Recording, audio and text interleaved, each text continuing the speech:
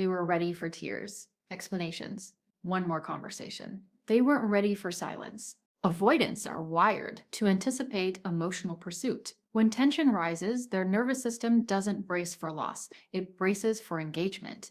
They expect the questions, the reassurance seeking, the emotional labor that keeps them at a safe distance while still feeling chosen. An argument feels familiar, tears feel manageable, even frustration feels controllable, because as long as you are reacting, you are still connected, and connection on their terms is what allows avoidance to survive. That expectation becomes safety, not because it feels good, but because it feels predictable. If you fight for the relationship, they don't have to confront what their withdrawal costs. Your effort fills the gap. Their absence creates.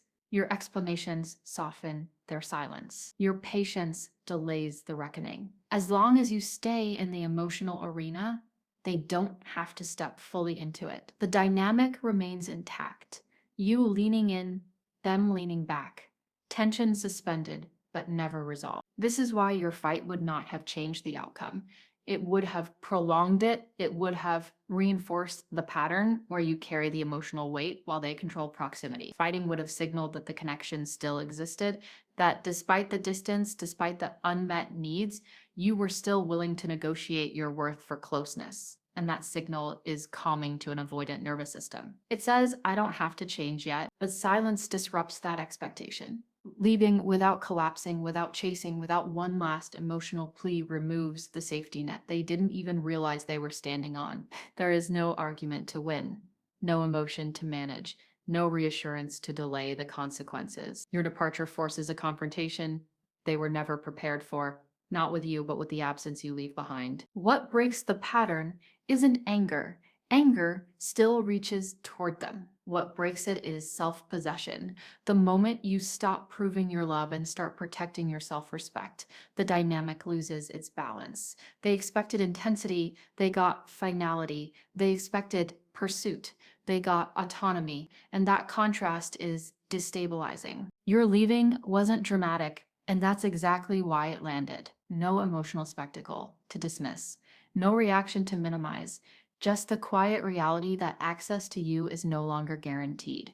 For an avoidant, that is not experienced as rejection. It is experienced as exposure. Because without your effort buffering their distance, they are left with the one thing avoidance tries to escape, the truth of what they didn't show up for. Your fight would have kept the cycle alive. Your departure ended it, not as punishment, not as a strategy, but as a boundary that finally made the cost of avoidance visible. Anger still means attachment. Leaving means autonomy. Avoidance don't break when you're upset. They've learned how to manage that. Raised voices, emotional reactions, frustration, all of it still signals connection. Anger says, you matter enough for me to react. It keeps the emotional cord intact. Even when you're hurt, you're still reaching. And reaching is familiar territory for an avoidant. It allows them to stay defended while remaining central in your emotional world. What unsettles them isn't intensity, it's finality. Avoidants aren't shaken by your emotions. They're shaken when your emotions no longer revolve around them. When you stop reacting, stop explaining, stop demanding to be seen, something fundamental shifts. Silence isn't empty to an avoidant. Silence is information. It says the dynamic has changed without negotiation. It says you're no longer trying to pull them closer. You're standing on your own. Anger keeps you emotionally engaged. It tells them they still have access. They may not know what to do with your feelings, but they know you're still there. Silence, on the other hand, signals self-possession. It communicates that your emotional state no longer depends on their responsiveness. And that is deeply destabilizing to someone whose sense of safety comes from controlling distance. This is why walking away lands harder than confrontation. Confrontation invites debate. It offers something to push against. It gives them an opportunity to withdraw further while you stay invested. Leaving removes the option entirely. There is nothing to manage, nothing to minimize, nothing to postpone. The system they relied on, you absorbing the discomfort, no longer exists. Avoidants often interpret anger as temporary. They assume you'll cool down, reach out, soften. That belief keeps them regulated. But when you leave calmly, without emotional collapse, without chasing closure, it creates cognitive dissonance. The narrative they've always leaned on, they need me more than I need them, no longer holds. And when that story breaks, so does their emotional equilibrium. Nothing destabilizes an avoidant more than realizing they no longer have emotional access to you. Not because they want to control you, but because access meant reassurance. It meant they could pull away and still remain important. When that access disappears, they are left with the full weight of the distance they created. Not filtered through your reactions, not softened by your understanding, just the quiet truth of absence. Walking away doesn't scream, it doesn't accuse, it doesn't beg to be acknowledged. That's why it cuts deeper. It removes the relational mirror they depended on to regulate themselves. And in that space, they are forced to confront something anger never made them face: the loss of influence, the end of the pattern, and the reality that connection is no longer guaranteed simply because it once was. You didn't punish them, you stopped cushioning them. Avoidants often don't realize they're being held up by someone else's emotional labor until that support disappears. They relied on your patience to buffer their avoidance, your willingness to wait, to rationalize, to stay calm in moments of withdrawal created a soft landing for their distance. It allowed them to pull away without ever fully losing you. That wasn't accidental, it was the environment that made avoidance livable. Your understanding softened the impact of their absence. When they went quiet, you filled in the blanks. When they were inconsistent, you translated it as stress, fear, or timing. You absorbed the emotional shock, so they didn't have to. Over time, that becomes a safety net, not because they intend to use you, but because your presence removes the urgency to confront themselves. As long as you remain steady, their inconsistency never has to cost them anything. Your loyalty did the rest. Loyalty says, I'll stay even when this hurts. To an avoidant nervous system, that feels like permission to remain unchanged. Not consciously, but functionally, because growth usually requires consequence, and your loyalty prevented the full consequence of distance from ever landing. Leaving didn't attack them. It didn't accuse or shame. It simply removed the net that made avoidance sustainable. Without your emotional cushioning, their withdrawal finally meets gravity. There is no one smoothing the edges, no one holding space while they remain absent, no one translating their behavior into something safer than it actually is. What's left is the raw experience of loss, not as drama, but as reality. This is when the nervous system finally registers what the mind has been avoiding. Avoidants don't process loss in the moment. Their system prioritizes deactivation. But when the buffering presence disappears, the delayed impact begins. The body notices first. The silence feels heavier, the routines feel emptier, the distance feels different. Not because you're gone emotionally, but because you're gone functionally. They are left alone with the gap you used to bridge, the space you used to fill, the reassurance you used to provide, without being asked. That's when awareness begins, not through explanation, but through absence. And absence is the one language avoidance cannot reinterpret. Removing the safety net isn't cruel, it's honest. It allows reality to land without interference. And whether they grow or retreat further is no longer your responsibility. Your role was never to make their avoidance comfortable. It was to participate in a connection that required two people showing up. When you stepped away, you didn't create pain. You revealed it. That's why leaving changes everything. Not because it shocks them, but because it stops protecting them from the consequences of emotional distance. And once the net is gone, the nervous system can no longer deny what the heart avoided facing. That something meaningful was lost, not because you left, but because they didn't step forward. The delay wasn't indifference, it was shock. Avoidants don't respond immediately when someone leaves, not because they don't care, but because their system shuts down before it moves forward. When the bond is threatened, their first response isn't pursuit, it's freeze. A psychological pause where emotion is compartmentalized so they can regain a sense of control. To an avoidant nervous system, chasing feels dangerous. It requires emotional exposure, vulnerability, and the admission that something meaningful might be lost. Those are the exact experiences avoidance is built to prevent, So instead of reaching out, they stabilize themselves internally. They retreat into logic. They downplay the rupture. They tell themselves stories that preserve emotional distance. They just need space. They'll calm down. They always come back. This isn't manipulation, it's regulation. It's how they avoid the panic that would surface if they fully acknowledge the loss in real time. Chasing would mean crossing a line they've spent a lifetime defending. It would mean risking rejection. It would mean admitting dependence. And for an avoidant, dependence feels like danger. So they choose stillness over movement, silence over vulnerability, detachment over exposure. From the outside, it looks like indifference. On the inside, it's containment. There's also familiarity at play. If you've left before, emotionally or physically, but eventually returned, their nervous system learned a pattern. Distance does not equal loss, it equals pause.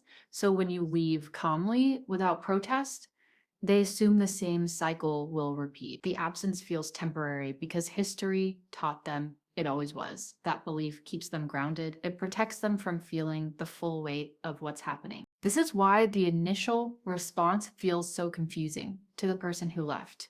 You expect reaction, some sign of impact, but what you're seeing isn't the absence of feeling, it's delayed processing. Avoidants don't grieve in real time. They defer it. They file it away. They keep functioning as if the connection still exists in the background, waiting to be resumed when it feels safer until it isn't. Because avoidance can delay reality, but it can't erase it. And once enough time passes without your return, the internal story begins to crack. The nervous system can no longer rely on familiarity to stay regulated. The pause becomes permanent. The silence becomes information. And that's when the second phase begins. They didn't miss you when you left. They missed you when you didn't return. The impact doesn't arrive in a dramatic wave. It arrives quietly, gradually, in moments that aren't emotionally charged, but emotionally empty, in routines that no longer feel the same. And noticing there's no one bridging the emotional distance anymore, no one reaching across the gap they created, no one holding the connection together while they stay guarded. That's when reality lands, not as heartbreak, but as absence. Avoidance don't miss people in the moment of departure because departure activates relief. Space feels regulating. Distance feels safe. But relief fades when the system realizes the space is no longer temporary, that the silence isn't a pause. It's a conclusion. And without someone maintaining emotional availability on the other side, the weight of that distance finally registers. It shows up in subtle ways, a sense of something missing that can't be named, a low-grade restlessness, a sudden awareness of how much emotional labor you carried that they never had to think about. They begin to notice the role you played, not because they're reflecting intentionally, but because the system is now unbuffered. There's no one regulating closeness for them anymore. This is where regret forms, not from guilt, but from absence, not from self-blame, but from contrast. They compare the emotional ease of having you there to the quiet emptiness of you being gone. And that contrast is destabilizing because it forces an acknowledgement they avoided before the connection mattered more than they admitted, and it's no longer accessible. By the time this realization arrives, the opportunity to respond impulsively has passed. Enough time has gone by that reaching out now feels risky. The stakes are higher. The certainty is gone. They don't know if you're still available, still open, still willing, and that uncertainty reactivates the same avoidance that prevented them from chasing in the first place. So even when regret is present, action may not follow.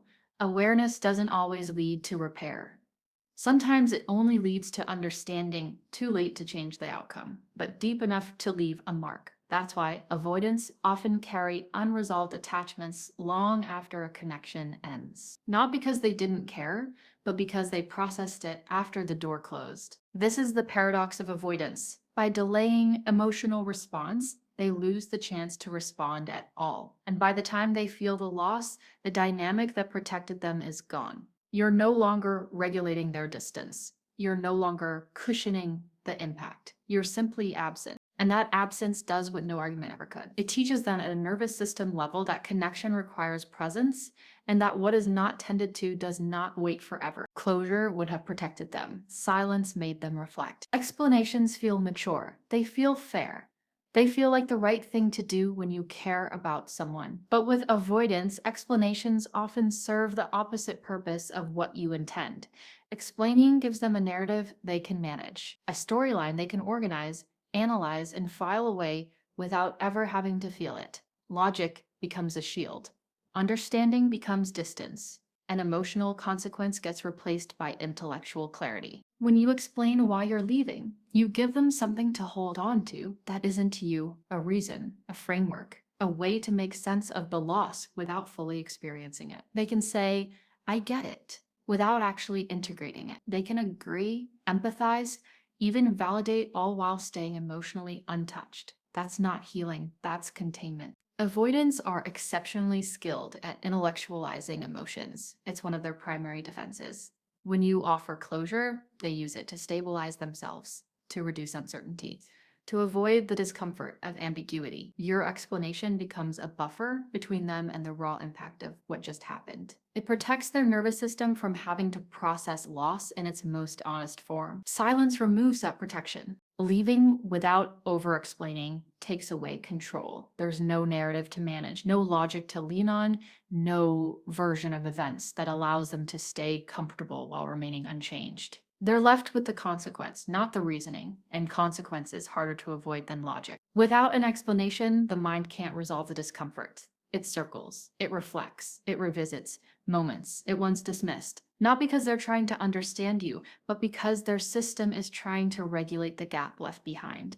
And in that gap, awareness has room to form, not neatly, not consciously, but honestly. This is why silence isn't cold. It's clarifying.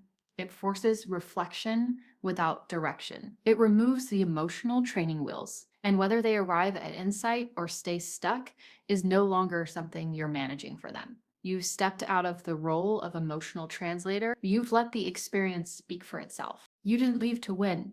You left to stop losing yourself. From the outside, calm exits are often misread as strategy, as detachment designed to provoke, as a power play meant to make someone miss you. But this wasn't manipulation, it was self-respect. And there is a fundamental difference between the two. You didn't withdraw to create longing.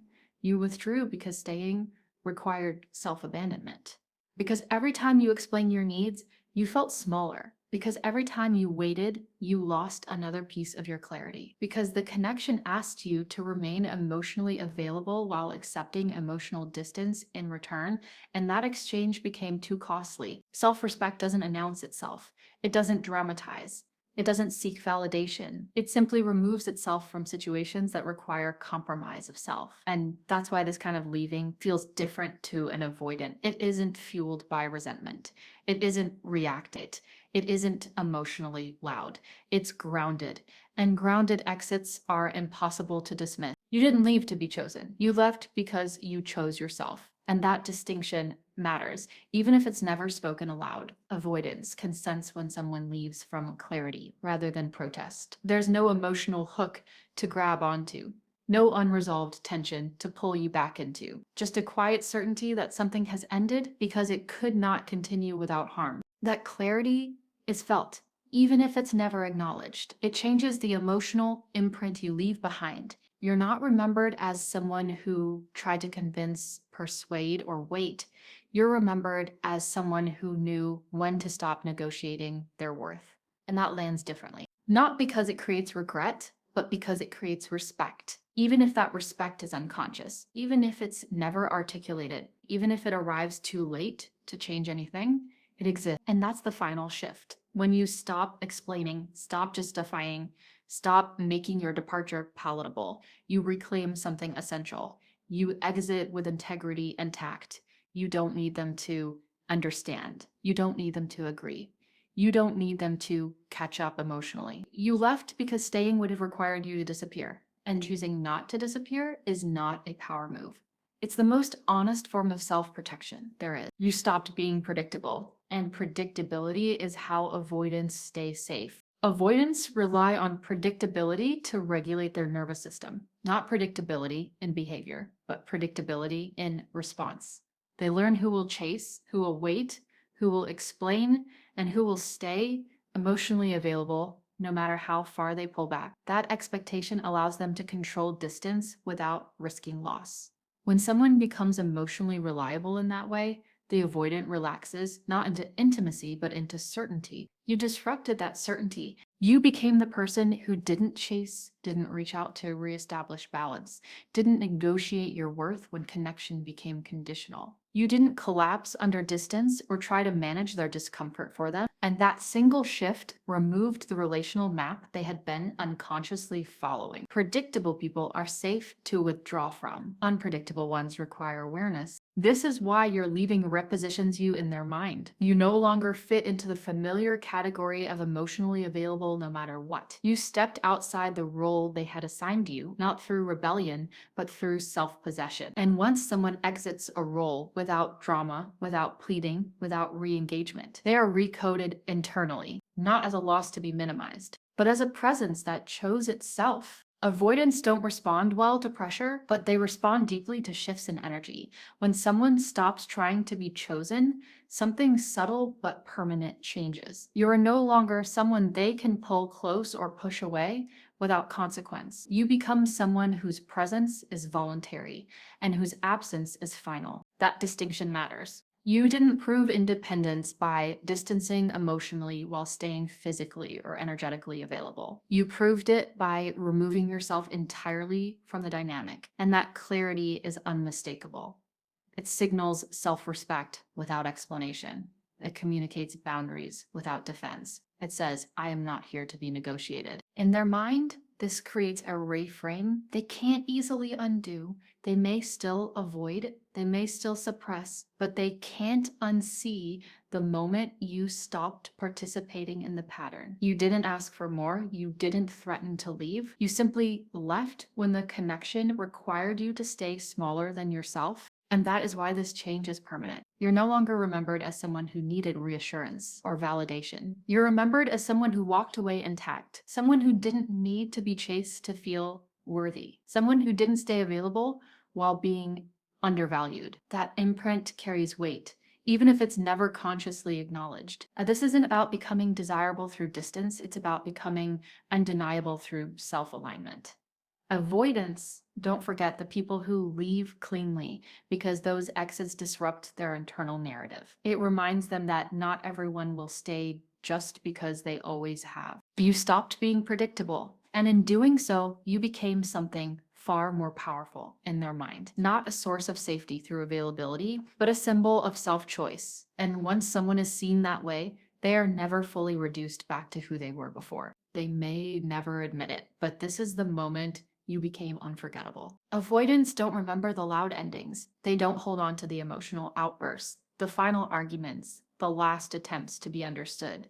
Those moments are easy to dismiss, easy to compartmentalize, easy to shoo to too much. What stays with them is something quieter, the people who left clean, without begging, without drama, without emotional debt that required repayment. A clean exit removes all the usual defenses. There's no chaos to blame, no behavior to justify, no emotional volatility to hide behind, just absence, and the unanswered question of why someone would walk away without trying to convince them to stay. That question lingers because it can't be resolved through avoidance.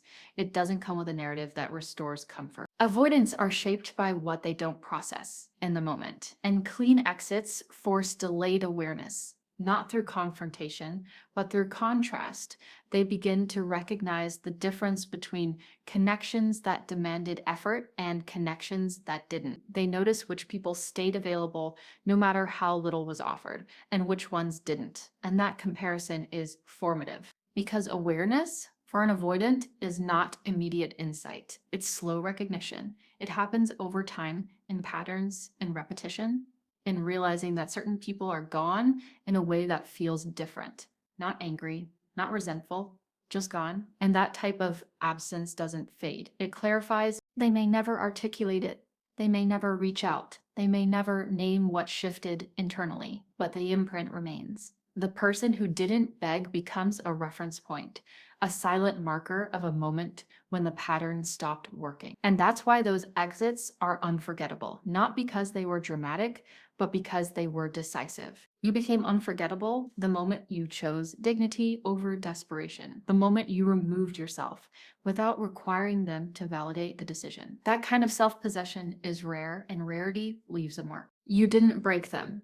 You broke the pattern. It's easy to internalize their reaction, to wonder if leaving caused harm, to question whether staying longer, explaining more, or being softer might have led to a different outcome. But their response is not your responsibility, and their growth is not your assignment. Patterns don't break because someone tries harder. They break because someone stops participating.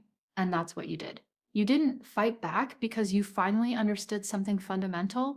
Connection doesn't require chasing, and love doesn't ask you to disappear in order to be maintained. You stopped confusing endurance with intimacy. You stopped mistaking potential for presence. You stopped offering emotional availability in exchange for uncertainty. And in doing so, you stepped out of a dynamic that required you to abandon yourself to keep it alive. That choice didn't damage them. It revealed the limits of the connection. It showed where reciprocity ended and where self-sacrifice began. If that realization is uncomfortable for them, it's because awareness often is. But discomfort is not harm. It's information. You didn't lose them. You lost the version of the relationship that depended on you staying smaller than your needs. You lost the role of emotional regulator. You lost the responsibility of carrying what should have been shared. And those losses are not failures. They are relief. Finding yourself isn't loud. It doesn't announce itself with certainty or confidence. Sometimes it shows up quietly in the decision to stop explaining, to stop waiting, to stop proving that you are worthy of being met. And that quiet shift is the one move avoidance never expects. Because avoidance relies on predictability, on your willingness to stay, on your hope that if you just understand enough, things will change. When you leave from clarity instead of protest, you remove the foundation the pattern stood on. You didn't break them, you broke free. And whether they ever catch up to that truth is no longer your concern.